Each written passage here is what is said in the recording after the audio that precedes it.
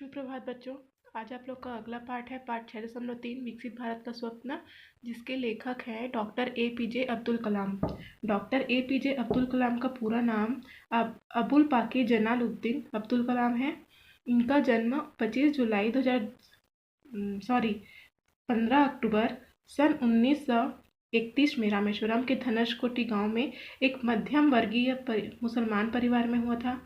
इनके पिता एक नाविक थे, समुद्र किनारे मछली पकड़ते थे। बच्चों और युवाओं के अतिशय प्रिय डॉक्टर कलाम ने कई पुस्तकों का लेखन किया, जिनमें उनकी बहुचर्चित आत्मकथा अग्नि की उड़ान, wings of fire, ignited minds India 2020 चर्चित कृतियां रही है। प्रस्तुत लेख में डॉक्टर कलाम ने प्राचीन ज्ञानवान समाज से लेकर विकसित भारत के स्वरूप को और चुनौती पर प्रकाश डाला है। ये जो आज का जो पाठ है आप लोग का विकसित भारत का स्वप्न, डॉक्टर APJ अब्दुल कलाम द्वारा लिखा गया था। इसमें यह बताया गया था स्वतंत्रता के पहले और स्वतंत्रता के बाद, है ना। स्वतंत्रता के बाद हमारा राज्य कैसा होगा, हमारा देश कैसे विकसित होगा, उसके बारे में इन्होंने स्वप्न देखा और उसके बारे में इन्होंने यहाँ पर लिखा है। आगे देखते हैं APJ अब्दुल कलाम क्या लिखते हैं। जो प्राचीन भारत एक ज्ञानवान समाज था। ये जो प्राचीन भारत था वो क्या था, ज्ञानवान समाज था। कालांतर में हमलों और औपनिवेशिक शासन ने इसकी संस्थाओं को नष्ट कर दिया तथा इनकी योग्यताओं को क्या करता, चौपट कर डाला था। इनके जितने भी आवक के साधन थे, है ना, जितने इनके क्या बोलना चाहिए, जो इनकी छोटी छोटी संस्थाएं थी, सबको नष्ट कर दिया। अर्थात इनकी जो योग्यता थी उन पर क्या कर दिया, उनको उन्होंने ध्वस्त कर दिया। किन्होंने, अंग्रेजों ने। इसकी जनता का अस्तित्व निचले स्तर तक सिमट कर ही रह गया। इसलिए जो यहाँ की जो जनता थी वह क्या थी, सिमट कर ही रह गई।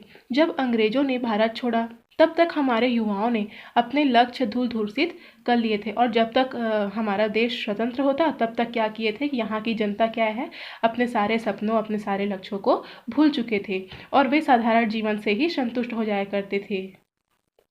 भारत मूलतः ज्ञान की भूमि है और उससे अपने इस पहलू के नए सिरे की खोज करनी चाहिए। एक बार यह खोज कर ली तो जीवन की गुणवत्ता तथा विकसित राष्ट्र की ताकत और संप्रभुता को प्राप्त करने के लिए ज़्यादा संघर्ष नहीं करना पड़ेगा। देखिए इसमें क्या कहते हैं, इसमें अब्दुल कलाम क्या कहते हैं कि अगर किसी भी अगर भारत को विकसित करना है, अगर राष्ट्र को विकसित करना है, इसकी संप्रभुता को बचानी है, तो एक नए सिरे से खोज करनी चाहिए।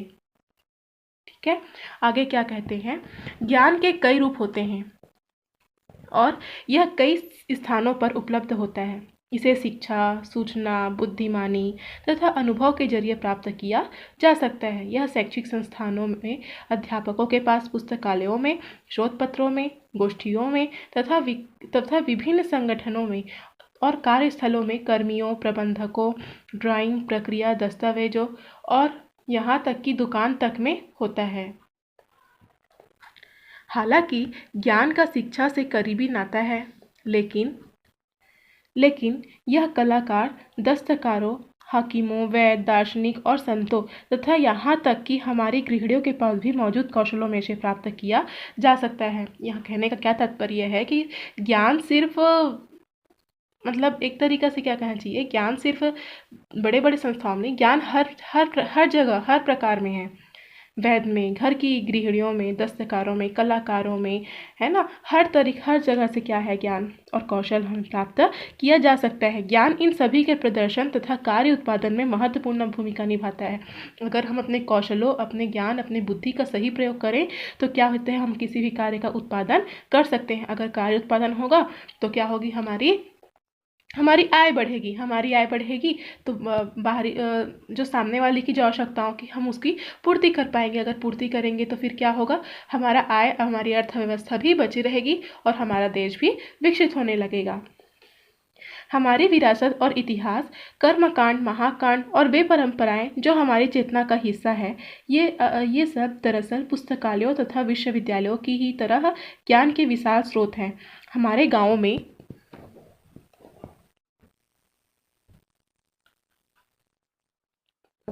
गैर पुरातनपंथी और दुनियावी समझदारों की भरमार है। कहने का तात्पर्य है जो हमारे प्राचीन में जो महापुराण थे, है ना, पुराण ग्रंथ, ये सब क्या है हमारी जड़ चेतना में, हमारी अंतरात्मा में है, लेकिन यह भी एक ज्ञान का ही एक मार्ग है। जब हमारी अंतरात्मा शुद्ध होगी तब क्या है हम शुद्ध दिमाग से सकारात्मक सोच करेंगे और सकारात्मक सोच करके हम सकारात्मक कार्य करेंगे, जिससे क्या है राष्ट्र का विकास हो पाएगा। हमारे वातावरण में, महासागरों में, जैव संरक्षण और रेगिस्तानों में तथा पेड़ पौधों और पशु जीवन तक में ज्ञान भंडार छिपे हैं। हमारे देश के हर राज्य में ज्ञानवान समाज के लिए उसकी अपनी अनूठी और अद्भुत क्षमता मौजूद है। देखिए यहाँ पर क्या कहते हैं कि हमारे आसपास के हम अपना वातावरण देखें तो हर तरीक़ा से हर क्षेत्र में, हर चीज़ों में क्या है ज्ञान का भंडार है। हर राज्य आप हर क्षेत्र में देखेंगे, आप भी अपने आसपास में देखेंगे तो क्या है हर मनुष्य के पास अलग अलग अपनी कौशल होती है, कौशल क्षमता होती है, जिसे सिर्फ क्या है उभारने की देरी होती है। उसी को यहाँ पर बताए हैं। आगे क्या कहते हैं, ज्ञान हमेशा से समृद्धि और ताकत का स्रोत रहा है। यही कारण है कि दुनिया भर में ज्ञान की प्राप्ति पर जोर दिया जा रहा है। भारत में तो ज्ञान को आपस में बांटने की संस्कृति रही है और इसके लिए गुरु शिष्य परंपरा के अलावा पड़ोसी देशों में नालंदा तथा ज्ञान के अन्य केंद्रों की ख्याति से प्रभावित होकर यहाँ आए यात्रियों के जरिए इसके प्रचार प्रसार की भी परंपरा रही है। भारत कहीं न कहीं प्राकृतिक तथा प्रतिस्पर्धात्मक दृष्टि से कई मायने में लाभ की स्थिति में है, लेकिन ऐसे क्षेत्र अलग थलग हैं और उनके बारे में पर्याप्त जागरूकता भी नहीं है। पिछली शताब्दी के दौरान यह विश्व मानव श्रम आधारित कृषि समाज न रहकर औद्योगिक समाज बन गया है। ठीक है, पहले ज़माने में क्या था, औद्योगिक कार्य नहीं हुआ करता था, है ना, सिर्फ कृषि समाज, सिर्फ श्रम के ऊपर आधारित था। मेहनत मजदूरी करके क्या करते थे, अपने जीवन यापन करते थे। लेकिन आज का समाज देखा जाए तो क्या है, अब धीरे धीरे क्या है औद्योगिकीकरण में बदलता जा रहा है। नई नई मशीनें आते जा रही हैं, है ना, जिसमें प्रौद्योगिकी, पूंजी तथा श्रम का प्रबंध ही प्रतिस्पर्धात्मक लाभ दिला सकता है। 21वीं शताब्दी में एक नए समाज का उदय हो रहा है। देखिए क्या कह रहे हैं, आज का समाज आप लोग हर चीज़ देखेंगे तो क्या है मशीन के ऊपर ही आप लोग निर्भर रहते हैं। तो उसी को बोल रहे हैं कि 21वीं शताब्दी में एक नए समाज का उदय हो रहा है, जिसमें पूंजी और श्रम के बजाय ज्ञान की प्राथमिक उत्पादन साधन है ना। जितने भी हम भौतिक साधन उपयोग कर रहे हैं वह सिर्फ क्या का परिणाम है, ज्ञान का परिणाम है। अपनी बुद्धि, अपनी योग्यता, अपनी ज्ञान के आधार पर हम क्या कर रहे हैं, सोचने समझने के आधार पर क्या कर रहे हैं, नए नए मशीनों का आविष्कार कर रहे हैं, जिससे क्या है हमारी औद्योगिकीकरण बढ़ रही है ना, और क्या है हमारी अर्थव्यवस्था भी बढ़ रही है।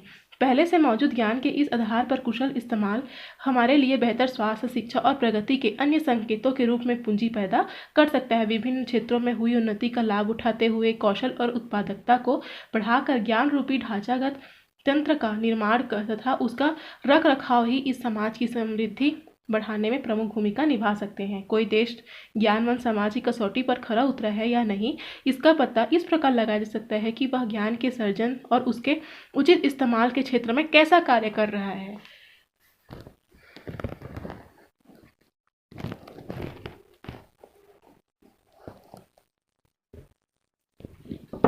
ज्ञानवान समाज के दो महत्वपूर्ण अवयव सामाजिक बदलाव तथा धन निर्माण से प्रेरित होते हैं। सामाजिक बदलाव दरअसल शिक्षा, स्वास्थ्य रक्षा, कृषि और शासन के क्षेत्र में आते हैं।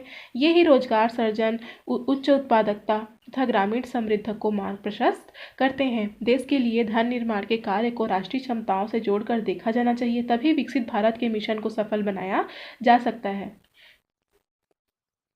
अगर देश का हमें विकास करना है ना, तो देश का विकास करना है तो सिर्फ धन निर्माण के कार्य में हमें देश के धन निर्माण के कार्य को राष्ट्रीय क्षमताओं से जोड़कर हमें देखा जाना चाहिए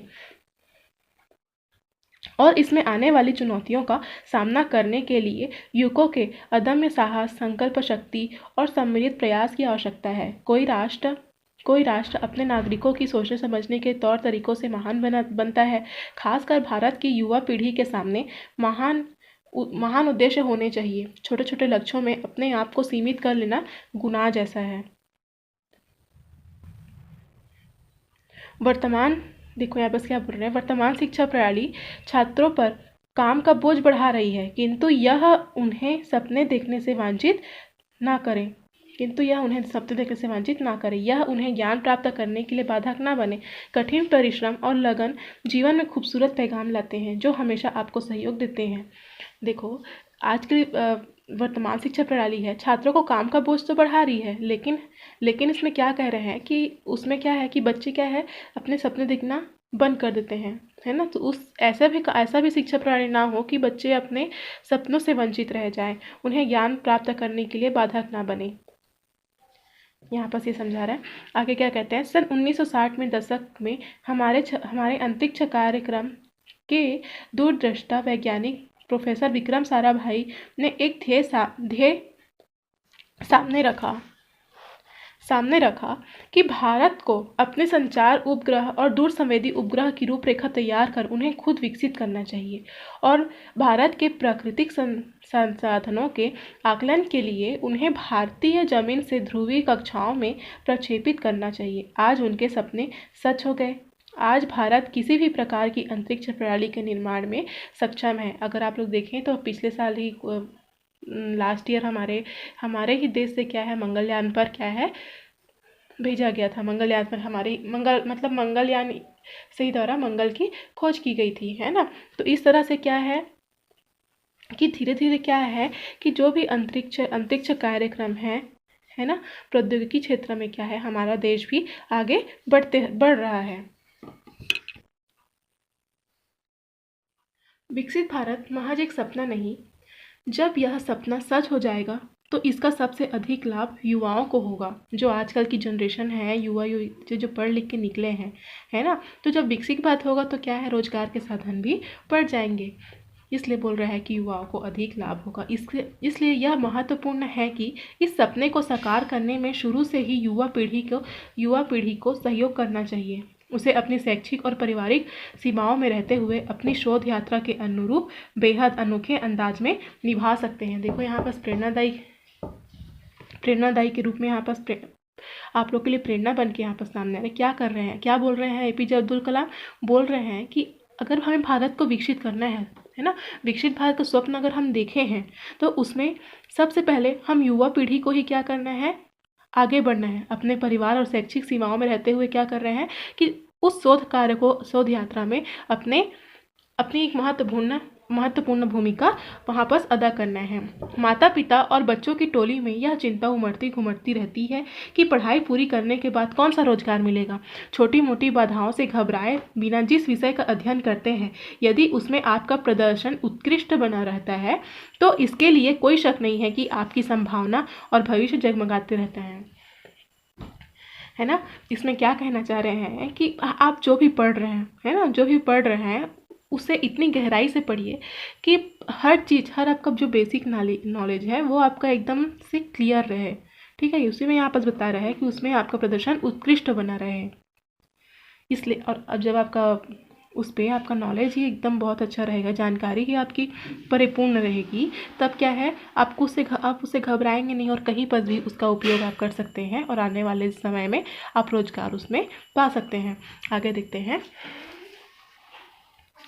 रोजगार के अवसरों की कोई कमी नहीं, किंतु जब कोई व्यक्ति बहुत ही खास चाहत रखता है तो कहता है उसे सिर्फ सरकारी नौकरी चाहिए, तो काफ़ी दिक्कत आती है। यदि आप उद्यमशीलता, डिज़ाइन, उद्योग अपने नए विचार के साथ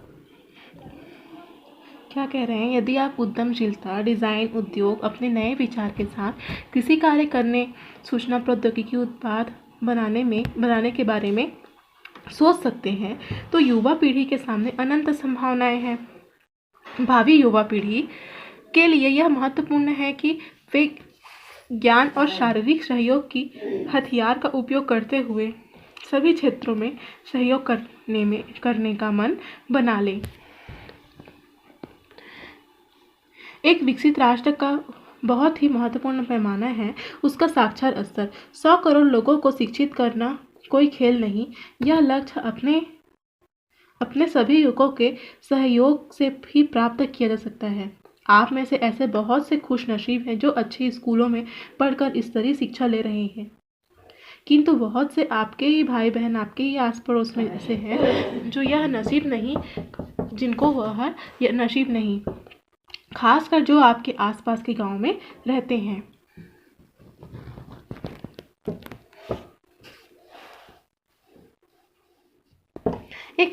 एक विकसित राष्ट्र की पहचान है कि उनमें अमीर गरीब के भेद दृढ़तापूर्वक मिटा दिया जाए। सबसे पहले तो ये है, अगर हमें एक विकसित राष्ट्र अगर लाना है, विकासशील देश लाना है, तो सबसे पहले जो ये ऊंच नीच, गरीबी निरीबी, अमीरी गरीबी, ये सब की जो भेदभाव है ना, इन सबको सबसे पहले मिटाना पड़ेगा। इसका इसका एक तरीका यह है कि आपका स्कूल आपके पड़ोस के एक गाँव को अपना ले और अपने प्रत्येक छुट्टियों के दिन उस गांव में जाएं और कम से कम 2 लोगों को साक्षर बनाने में सहयोग देकर ज्ञान का दीप जलाएं। देखो यहाँ पर क्या कह रहे हैं अब्दुल कलाम जी, अगर इसको मिटाना है तो इसका एक तरीका यह है कि आपका स्कूल आपके पड़ोस के गांव को अपना ले, है ना। गांव की शिक्षा क्या है, थोड़ी सी निम्न स्तर की होती है। तो आपका जो गांव है, आपका जो स्कूल है पास के गांव को अपना एक अंग बना ले। प्रत्येक छुट्टियों के दिन में उस गांव में जाए और कम से कम 2 लोगों को साक्षर बनाने में सहयोग देकर अपना ज्ञान का दीप जलाएं। इसके साथ ही बच्चे अपने विद्यालय परिसर या घर में 10 पौधे लगा सकते हैं, जो आज से कुछ सालों के बाद हम सभी हरे भरे परिवेश में काम कर रह सकते हैं। हमारा पर्यावरण भी हमें शुद्ध करना है, जिससे हमारे अंदर सृजनात्मक सोच और सक्रियता पनपेगी। छात्र बुजुर्गों, बीमारों और विशेष आवश्यकता वाले लोगों की देखभाल कर सकेंगे, है ना। हमारा क्या है, सामाजिक कार्य में हमारी रुचि बढ़ेगी। ऐसे भद्र व्यवहार से विकास के लिए अनुकूल और शांतिपूर्ण माहौल तैयार हो सकेगा, तो निष्ठापूर्ण कार्य हो सकेगा और 100% सफलता मिलेगी। यहाँ पर मुझे संत तिरुवल्लुवर की वो पंक्ति याद आती है जो उन्होंने तिरुक्कुरल में बड़ी सुंदरता से कहा था। देखो APJ अब्दुल कलाम क्या कहते हैं, इन सब यहाँ पर समझाते हुए अपने जो गुरु हैं, उनके जो संत तिरुवल्लुवर की जो पंक्ति है उन्हें यहाँ पर बताते हैं। क्या कहते हैं वो, सफलता और धन अपना मार्ग ढूंढ लेते हैं और उस व्यक्ति तक पहुँच जाते हैं जिसमें वह दृढ़ इच्छा शक्ति और योजनाबद्ध लगन होती है। नसीब उस इंसान तक खुद चल कर आता है जिसमें अदम्य उत्साह और कभी ना पस्त होने वाली हिम्मत होती है। मतलब नेगेटिविटी, जो नकारात्मक सोच है, उसे हमें कभी भी अपने पास आना ही नहीं चाहिए। एक दृढ़ संकल्प, दृढ़ विश्वास के साथ हमें अपना मार्ग ढूंढना चाहिए और उसमें सफलता हासिल करनी चाहिए। धन्यवाद। इस तरह से डॉक्टर APJ अब्दुल कलाम ने विकसित भारत का स्वप्न देखा और उसे अपने लेखन कार्य में उसकी रचना कर दी। धन्यवाद।